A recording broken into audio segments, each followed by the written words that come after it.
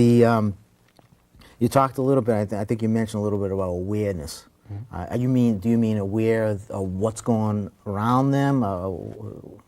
Okay. Awareness, what it goes is prevention is first, okay? And we also want to have the mental training at the same time as prevention, because that is equally as important. And then when we get into a situation, this is what I call awareness. This is where, okay, now I'm confronted. What do I do? Okay.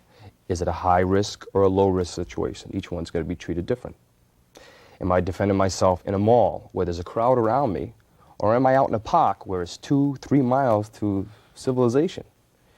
Each one has to be treated different. This is awareness. Do I have a car to escape in? Can I run? You know, is there something I can throw at this person? You know, barriers I can hide behind? There's so much that falls under awareness. This is also the second most important in the way I take my steps of teaching self-defense. In a couple of moments, we're gonna take a break, and we'll come back and we'll have a demonstration.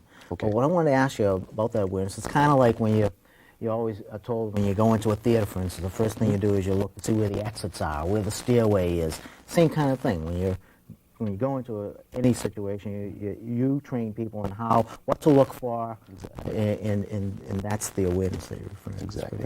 I want them not to think that I'm trying to make them paranoid, but I'm trying to think them just to use common sense to avoid these situations.